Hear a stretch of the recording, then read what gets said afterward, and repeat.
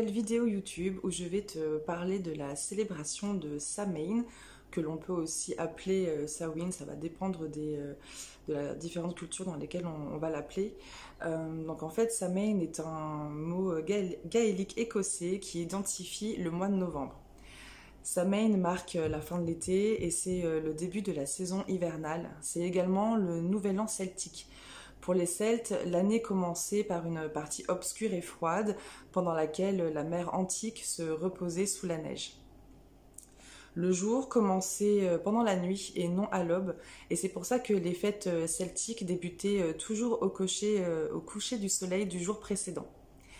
Dans la tradition celtique, le jour qui terminait une saison et qui était également la veille d'une autre saison n'appartenait à aucun des deux cycles. Il était considéré comme un espace hors du temps où l'on pouvait pénétrer dans l'autre monde. Donc c'est le temps en dehors du temps. Il était également possible à ce moment que les fées, les fantômes, les esprits des défunts pénètrent notre monde à nous. Et donc on disait que ce moment était le moment où les portes du Cid, donc les portes du Cid c'est l'au-delà celtique, donc ces portes s'ouvrent et où les humains peuvent rencontrer les habitants des autres réalités. Samhain est la fête la plus importante car elle marque donc la fin de l'année et c'est là où le voile du temps se soulève. Donc il y a plein de traditions qui se rattachent à cette fête. Donc il y avait beaucoup de rites de divination pour l'année à venir. On pouvait aussi également éplucher une pomme pour indiquer la durée de vie. Donc quand on l'épluchait, plus la peau était longue et moins on mettait de temps à la couper en fait, et plus la vie de la personne qui le faisait était longue et prospère. Un autre rite aussi, les jeunes filles marquaient sur des noisettes les prénoms des jeunes garçons célibataires et elles jetaient ces noisettes dans le feu, dans le bûcher que les druides avaient mis au centre du village. Et si une noisette sortait des flammes, eh bien ça indiquait le nom de leur futur époux. En Écosse également, les gens ensevelissaient quelques pierres dans la terre qu'ils recouvraient ensuite des cendres qui provenaient de leur cheminée. Et le lendemain, ils allaient vérifier si les pierres avaient bougé. Et si c'était le cas, ça pouvait indiquer leur mort prochaine. Donc ça, c'est un petit peu moins joyeux, mais bon, ça fait partie des rituels ancestraux. Et ensuite, c'est le moment voilà, où les défunts viennent rendre visite à leurs proches. Et donc, on avait pour habitude d'allumer à la porte de chaque maison une lanterne pour les guider. Et on leur préparait une table où on leur servait à dîner pour qu'ils puissent se reposer et se restaurer. Le soir précédent Samhain, il y avait aussi la mise à feu du bûcher. Donc cette veille-là, tout le monde éteignait son foyer chez lui. Il n'y avait plus de feu, plus de lumière, etc. Ensuite, les druides construisaient le bûcher et l'allumaient à l'aube. Et chacun des habitants pouvait allumer une torche des flammes de ce bûcher et retourner chez lui pour allumer leur foyer. Et ça portait prospérité et chance pour l'année à venir. Donc maintenant, de nos jours, pour célébrer Samhain, on peut préparer un petit autel chez soi. Donc la tradition veut que l'on mette une nappe noire qui représente donc l'obscurité, les forces de la nuit, qu'on mette des pots en terre cuite aussi avec des offrandes à l'intérieur. Donc ça peut être de la mousse, des glands, des pommes de pin, voilà tout ce que l'on peut trouver dans la nature à cette période.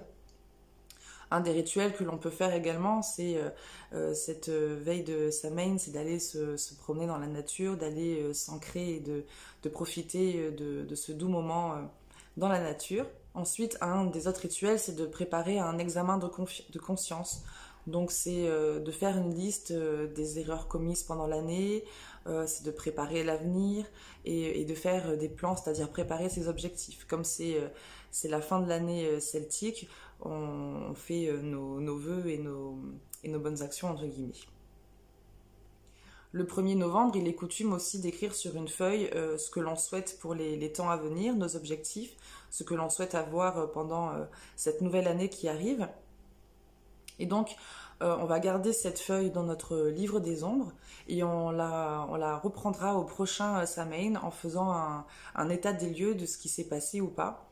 qu'est-ce qu'il nous reste à faire, qu'est-ce qui s'est réellement passé, etc.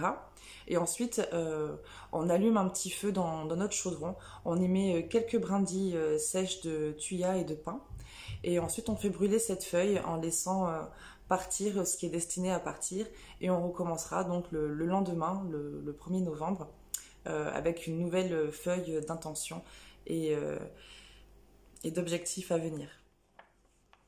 Cette célébration est aussi très importante pour honorer nos défunts, et donc il est de coutume aussi de leur ériger un autel avec des photos.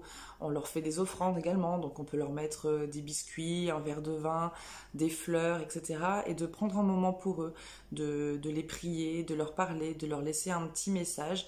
Enfin voilà, vraiment de prendre ce temps pour les honorer et pour les remercier d'avoir partagé notre chemin.